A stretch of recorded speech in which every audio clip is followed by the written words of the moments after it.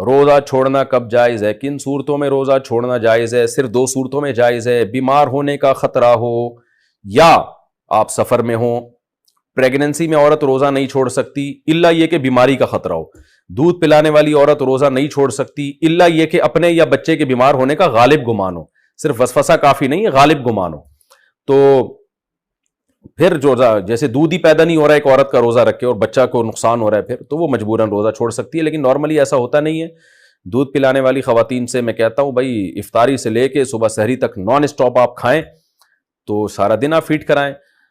Normal خواتین رکھتی ہیں ہمیشہ سے، مسلمان سوسائٹی میں روزے رکھتی ہیں، پریگننٹ خواتین بھی رکھتی ہیں، بلکہ پریگننسی میں تو خواتین سے کھایا ہی نہیں جا رہا ہوتا، ویسے بھی متلی آتی ہے ان کو، تو وہ بلا وجہ سستی میں روزے چھوڑ دیتی ہیں۔ بہرحال اگر بیمار ہونے کا خطرہ ہے یا واقعی دودھ اتنا کم ہو رہا ہے کہ بچہ بیمار ہو جائے گا یا اس کا پیٹ نہیں بھرے گا اور وہ بیماری کی طرف جائے گا تو پھر روزہ چھوڑا جا سکتا ہے۔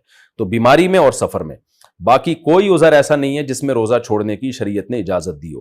مزدور کو بھی روزہ رکھنا پڑے گا، اور آپ کا کل پیپر ہے تو بھی آپ کو روزہ رکھنا پڑے گا۔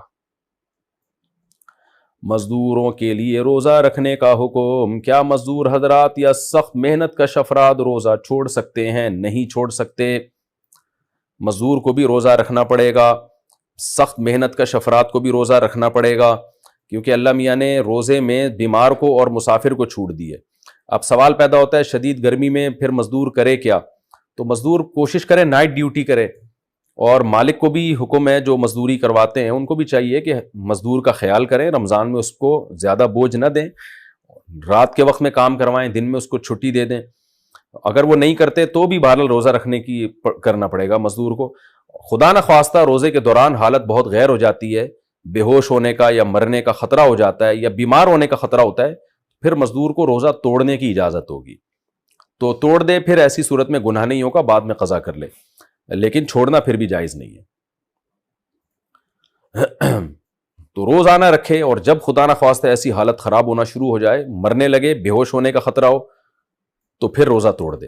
لیکن بھوک اور پیاس کی شدت کی وجہ سے روزہ توڑنا یہ جائز نہیں ہے، کیونکہ روزہ تو نام ہی بھوک اور پیاس کی شدت کو برداشت کرنے کا ہے۔ کسی کو کم بھوک لگتی ہے، کسی کو زیادہ، کوئی ایئر کنڈیشن میں بیٹھ کے روزہ گزار دیتا ہے اسے تو لگتی نہیں ہے، کوئی گرمی میں چل پھر کے گزارتا ہے اس کو بہت لگتی ہے۔ تو اللہ میاں نے اس میں کوئی فرق نہیں رکھا کہ بھوک کی شدت کم ہو یا زیادہ ہو، وہ بہرحال برداشت کرنی پڑے گی۔